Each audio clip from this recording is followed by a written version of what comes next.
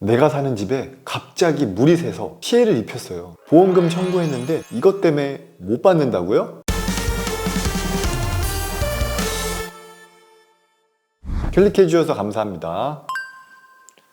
보험강사입니다. 누수가 발생되면 정말 여러 가지로 골치가 아프죠. 과거 영상에서는 우리 집에서 물이 샜을 때, 그리고 우리 집에서 아래로 물이 흘러 들어가서 아랫집에도 공사를 하게 됐을 때 어느 부분까지 보상을 받을 수 있고 어떻게 처리해야지 원활한지 영상에서 자세하게 설명을 드렸습니다. 많은 분들이 시청을 해주셨고 연락을 많이 주셔서 새로운 자료가 나와서 일상생활 배상책임보험 청구할 때 주의사항 2탄으로 내가 살고 있는 집이 월세다, 전세다, 또는 내가 집주인인데 전세랑 월세를 주고 임대료를 받는다. 이럴 때 그 집에서 물이 샜을 때 어떻게 보상이 나오고 안 나오는지 사례를 통해서 자세하게 말씀을 드리겠습니다. 정확한 팩트를 위해 금융감독원 보도 자료를 보시면서 요약해서 말씀을 드리겠습니다. 첫 번째 사례부터 보시겠습니다. 내가 세입자입니다. 집주인은 따로 당연히 있겠죠. 전세를 살고 있는데 우리 집에서 누수가 발생했어요. 안 되겠다. 아랫집에 피해를 입혔으니 전세 살고 있지만 내가 보험 처리해야겠다. 그랬는데 보험금이 안 나오는 겁니다. 그 이유를 쉽게 설명해 드리면 세입자, 즉 전세로 살고 계신 분이 책임이 있는 것이 아니라 매립 배관 누수 사고라서 그렇습니다. 그래서 실제 살고 있지만 전세나 월세로 살고 계신 분의 보험으로는 청구를 할 수가 없고, 이 경우에는 집주인이 책임을 지셔야 하고 자비나 또는 집주인의 보험이 있으면 가능합니다. 이 경우는 이해가 가셨을까요? 누수가 발생했을 때 책임이 있는 자가 배상을 해야 된다는 원리입니다. 집주인 책임이면 집주인이 배상,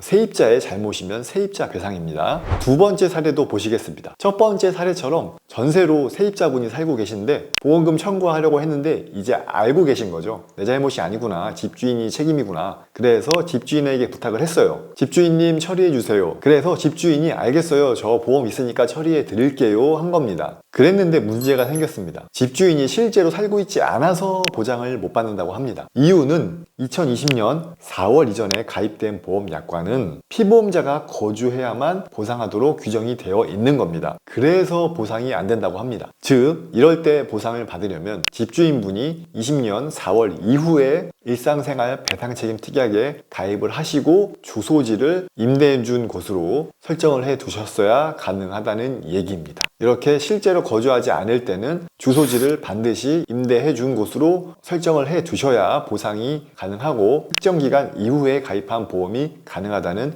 두 번째 사례였습니다. 세 번째 사례 한번 보시겠습니다. 내가 자가에 살고 있었는데 다른 자가로 이사를 갔습니다. 두 번째 사례와는 다르죠. 내가 살고 있던 곳도 내 소유, 이사 간 곳도 내 소유. 부럽네요. 이랬을 때는 반드시 주소를 변경한 곳만 보상을 받을 수가 있습니다. 하지만 특이사항으로 주소 변경을 못했는데 변경 전 주택에 거주하거나 소유하지 않은 사실이 확인된다면 보장을 받을 수도 있다고 합니다. 입증 절차가 굉장히 까다로운 점 이해를 해 주셔야 됩니다. 결론은 주소지를 제대로 지정해야 보상을 받을 수 있다. 이렇게 세 번째 사례는 마무리 지을 수 있겠습니다. 네 번째는 건물 외벽의 크랙으로 인해 누수가 발생된 경우 일상생활 배상책임 특약 또는 우리 집까지 보장받는 화재보험의 급배수 누출 특약 모두 보상이 안 된다는 겁니다. 건물 외벽 손상으로 인한 누수는 보상이 아예 안 된다. 이렇게 이해를 해주시면 좋겠습니다. 여기까지 누수 주소지 정리를 해보겠습니다. 조금 복잡하죠? 집주인과 세입자 입장에서 먼저 이해를 해보셔야 됩니다. 결론적으로는 세입자도 보험을 가지고 있어야 되고 집주인도 임대를 내준 해당 주소지에 보험을 가지고 있어야 가장 안전하겠죠. 그리고 집주인 같은 경우는 2020년 4월 이후에 일상생활 배상책임보험 특약을 가입하신 주소지를 임대해 준 곳으로 변경하시는 것이 안전합니다. 주소 변경이 핵심 포인트고, 집주인의 건물 자체적인 책임이면 집주인이 책임져야 되고, 실제로 살고 계신 분의 관리 소홀로 인한 누수이면 세입자가 책임을 져야 한다는 결론입니다. 그리고 건물 외벽의 크랙으로 인한 누수는 보험의 보장 대상이 아니다. 이렇게 요약을 할 수가 있겠습니다. 또 보도 자료에서 중요한 보상받지 못하는 내용이 있어서 첨언해서 짧게 말씀드리면, 화재보험 가입 후 30일 이상 공실이거나 구조 변경을 했을 때는 보험사에 통지하지 않았을 경우 보상이 아예 안 된다고 합니다. 정말 중요한 내용입니다. 화재보험 가입하고 화재가 났을 때 건물 내 수리비보다는 배상 책임, 여러 가지 번져서 피해를 입힌 금액, 사람 피해, 이 금액이 정말 너무나도 크기 때문에 반드시 화재보험 가입하고 나서는 이 통지 의무가 너무나도 중요하다고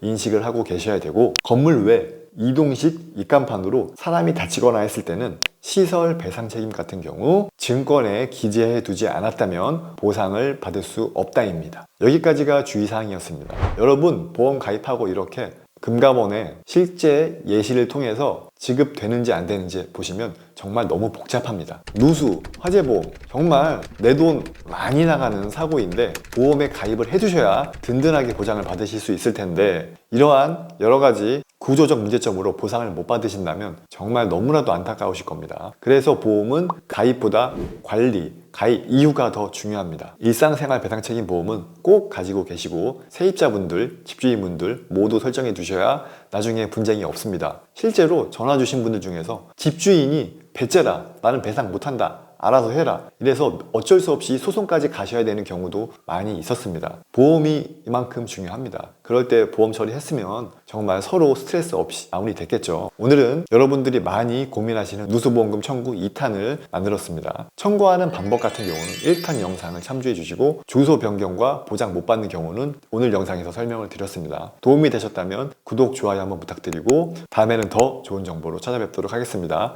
긴 영상 끝까지 시청해 주셔서 감사드립니다. 본 광고는 광고 심의 기준을 준수하였으며 유효기간은 심의일로부터 1년입니다.